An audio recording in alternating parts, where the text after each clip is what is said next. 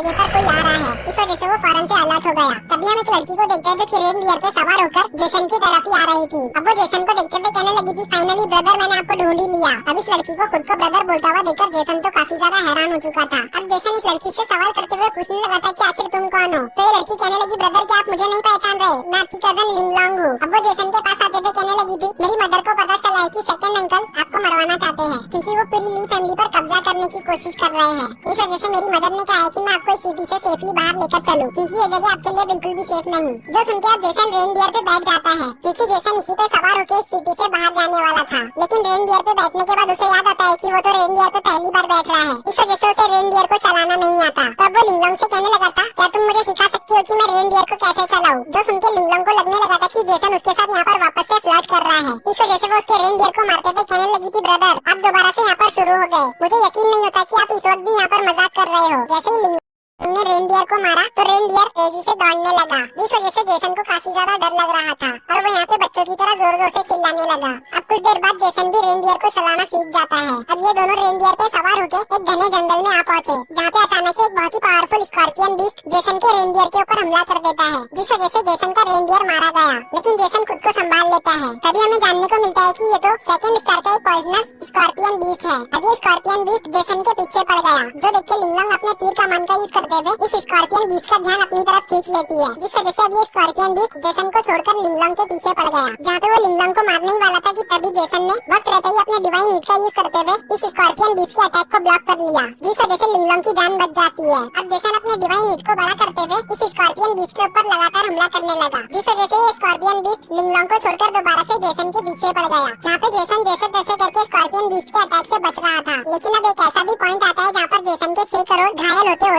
बचते हैं, जिस वजह से जेसन समझ चुका था कि इस स्कॉर्पियन बीस्ट को अगर उसने जल्द से जल्द खत्म ना किया तो अगली बार उसके 6 करोड़ बिल्कुल भी नहीं बचने वाले। इसलिए अब वो लिंगलोंग के साथ एक प्लान बनाते हुए पहले तो स्कॉर्पियन बीस्ट को अपने पीछे भगाते हुए एक ऐसे पॉइंट के ऊपर लेकर आ जाता है जहाँ पे वो खुद स्कॉर्पियन बीस्ट के साथ फाइट बैक करने लगा। लेकिन अभी भी वो अकेले स्कॉर्पियन बीस्ट को हराने की ताकत नहीं रखता था क्योंकि स्कॉर्पियन बीस्ट एक सेकंड स्टार का बीस्ट था, जबकि हमारा हीरो जेसन बस 1 स्टार का कल्टीवेटर है। जिस वजह से अब लिंगलोंग भी इस स्कॉर्पियन बीस्ट को हराने के लिए जेसन की हेल्प करने लगी। लिंगलोंग के अटैक से इस स्कॉर्पियन बीस्ट का ध्यान थोड़ा सा भटक जाता है, इसलिए जेसन इस मौके का फायदा उठा के अपने डिवाइन हीट की फुल पावर्स को यूज करते हुए इस स्कॉर्पियन बीस्ट को खत्म कर देता है। लेकिन तभी जेसन की डिवाइन हीट इस स्कॉर्पियन बीस्ट की ब्लड को एब्जॉर्ब करने लगी, जो देख के तो जेसन काफी ज्यादा शॉक हो चुका था। इसलिए वो कहने लगा, आखिर ये मेरी डिवाइन हीट क्या कर रही है। तो लिंगलोंग उसे बताने लगी कि ब्रदर आपने तो मुझे बचपन में बताया था कि जब हम किसी बीस्ट को मारते हैं तो हम उसके ब्लड को एब्जॉर्ब करते हुए खुद को और भी ज्यादा स्ट्रॉन्ग कर सकते हैं, और अभी के लिए आपका ये डिवाइन हीट उसी प्रोसेस को कर रहा है। स्कॉर्पियन बीस्ट के पूरे ब्लड को एब्जॉर्ब कर लेता है तो उसका कलर चेंज होकर रेड हो जाता है,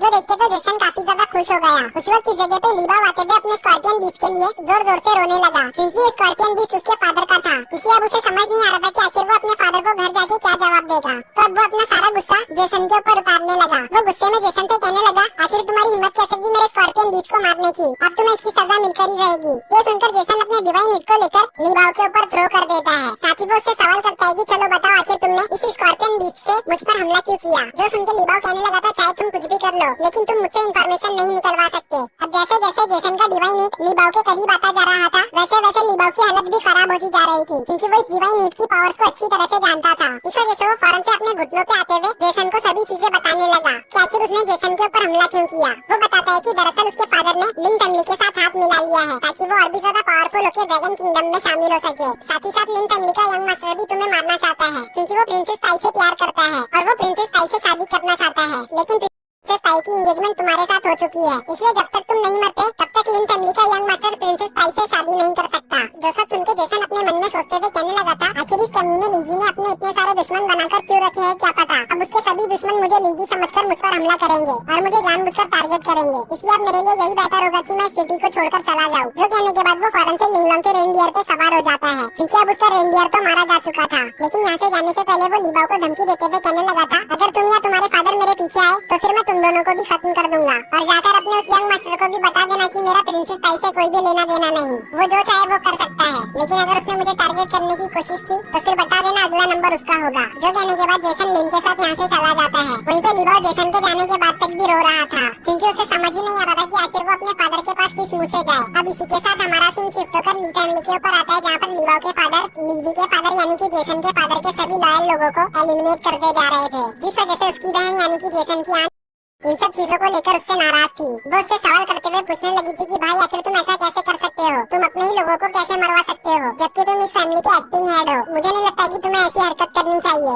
क्या बड़े भाई ने तुम्हें इसीलिए इस पोजीशन को सौंपा? जो सुन के लिबाओ का फादर कहने लगता है ड्रैगन किंगडम के साथ शामिल होने की ये मेरी कोशिश है, जिसपे उसकी बहन यानी कि लिबाओ की आंट कहने लगती है क्या इसी तरह से तुम ड्रैगन किंगडम में शामिल होगे? अब तो मुझे लगने लगा है कि ये सब तुम बस अपने फायदे के लिए कर रहे हो। जो सुन के लिबाओ के फादर ने अपनी बहन को एक थप्पड़ मार दिया, जिस वजह से वो दूर जाकर गिर गई। साथ ही लिबाओ का फादर अपनी बहन से कहता है तुम इन सब चीजों में ना पड़ो तो तुम्हारे लिए बेहतर होगा, अदरवाइज फिर मुझे रूड होने पर ब्लेम ना करना। जो कहने के बाद वो अपने सबऑर्डिनेट से कहता है कि वो उसकी बहन को यहाँ से लेकर जाए और उसे हाउस प्रिजन कर दे। ये सुनकर उसका सबऑर्डिनेट बिल्कुल ऐसा ही करता है। तभी उसी वक्त इस जगह पर लिंग फैमिली का यंग मास्टर आ गया। लिंग फैमिली के यंग मास्टर को यहाँ पे देखकर वो थोड़ा सा परेशान हो गया। ऐसा लग रहा था कि जैसे उसे लिंग फैमिली के यंग मास्टर से किसी चीज का डर हो। अब लिंग फैमिली का यंग मास्टर लिबाओ के फादर से कहने लगता है क्या तुमने मेरा काम कंप्लीट किया? तो लिबाओ के फादर सकते हैं नहीं, अब तक मैंने कंप्लीट नहीं किया क्योंकि जेसन बहुत ही ज्यादा पावरफुल है। इवन कि उसने 2 स्टार स्कॉर्पियन बीच को भी खत्म कर दिया। मुझे समझ नहीं आ रहा कि आखिर उसने ऐसा किया तो किया कैसे, क्योंकि जहाँ तक मैं जेसन को जानता हूँ उसने अभी तक कल्टीवेशन भी स्टार्ट नहीं की। इसलिए मुझे लगता है जरूरी उसका कोई साथ दे रहा है।